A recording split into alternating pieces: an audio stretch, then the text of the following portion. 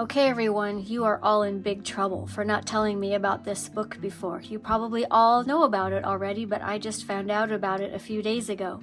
If you saw the video I posted, well, just 3 days ago as of my filming of this video, the one where we answer questions, the Get to Know Me tag, one of the questions was about books on your wish list, and this was on my wish list as of the day before. I had only found out about it the day before I filmed that video. And I liked it so much, I bought it and shipped it, and now I have it 3 days later. So it's called To the Ends of the Earth and Back Again. It's illustrated by Good Wives and Warriors, who I have heard of before, but I don't have any of their other books. I don't know if they've billed it themselves or somebody else has confirmed it, but it's the longest coloring book in the world. And it may look small. It is, let's compare it to a Johanna Basford standard 10 by 10. So it looks to be about 5 inches taller, but about an inch or so narrower. So it's about maybe 2/3 as thick as one of Johanna's books.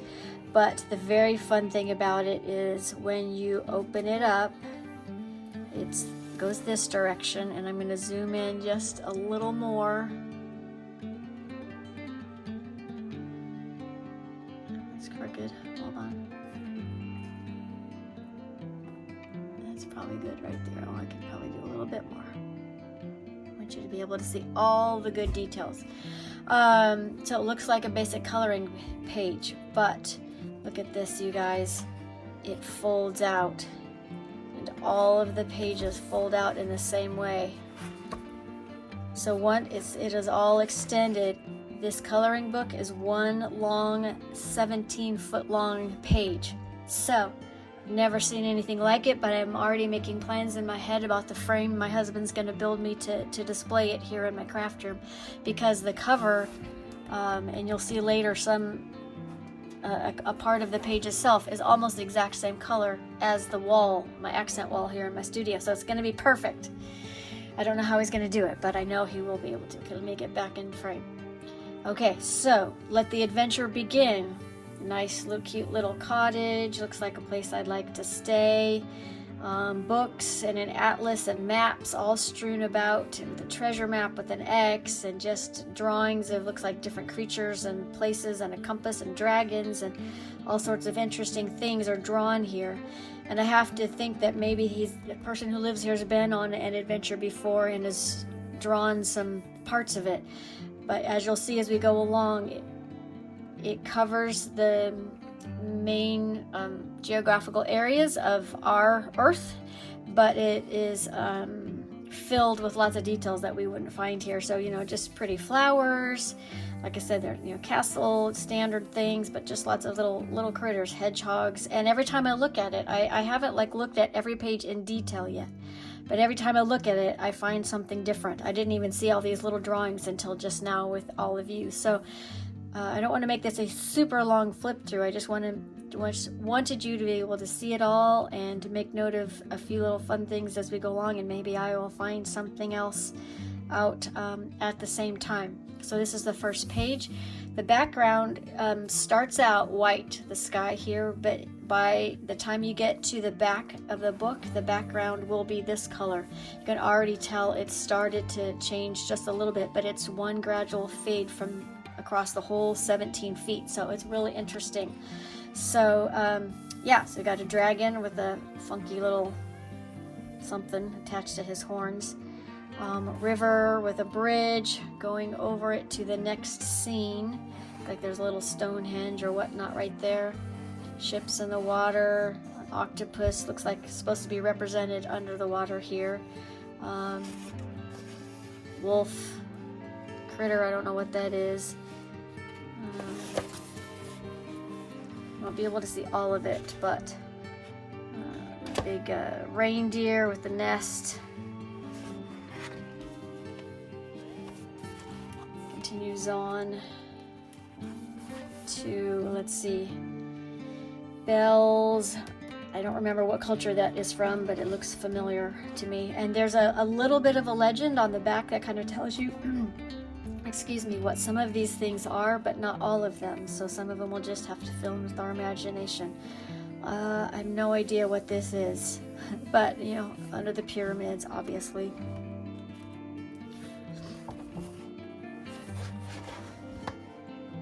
Palm trees. So there's a big fish coming out of a tube, maybe. Different types of trees, totem poles. I don't know what that's supposed to represent.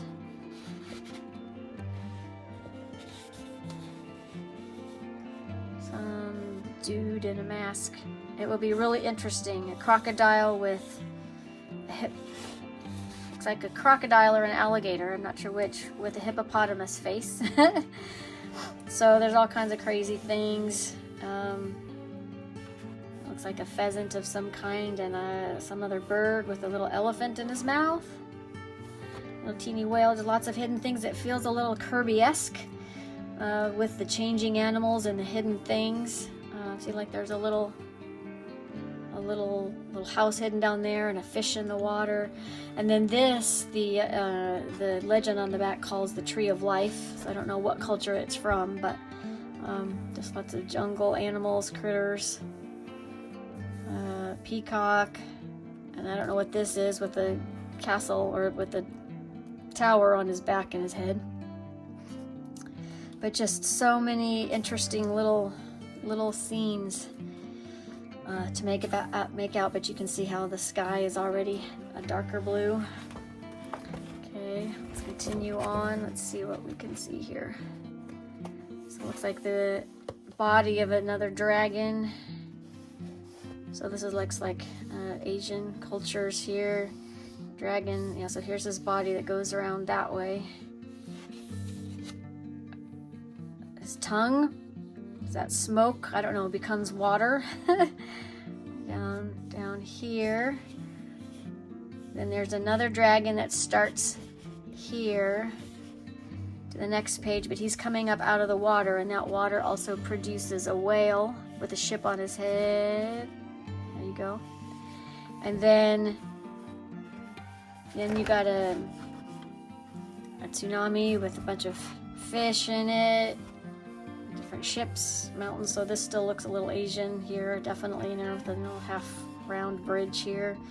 Waves, water, and then a koala bear. Mountain erupting with some birds up in here. It's like more little tropical thing. Oh, there's a bat hidden there. I didn't see that before.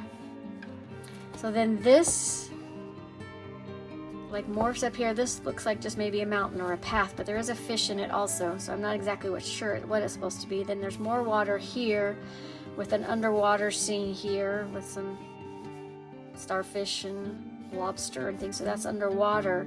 And then right here that curve changes into this thing, which I think is just supposed to be a snake of some kind. And then there's like a mountain with a gecko, and I don't know what this guy's supposed to be. He's got 3 arms that I can see. His other one maybe is holding onto the branch. I don't know, but I have no idea what that is. I don't think it's a real thing, but he's kind of cute.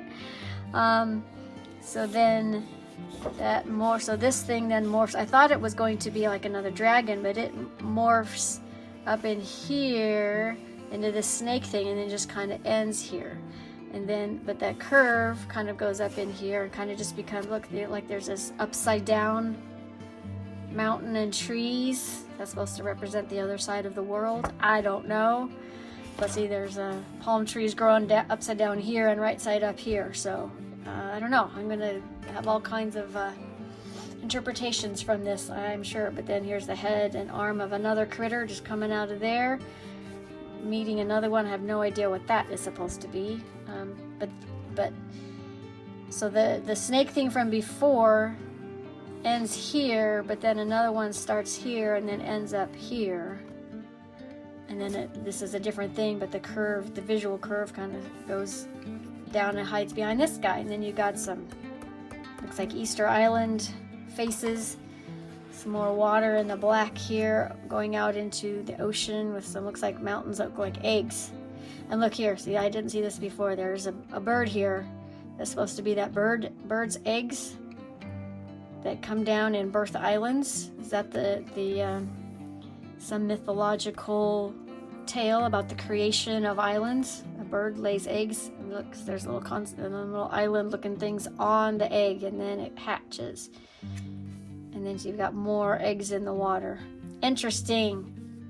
And these guys look like they have marshmallows on their head. I'm not sure what that's about, but yeah. Then you got some seals, some other kind of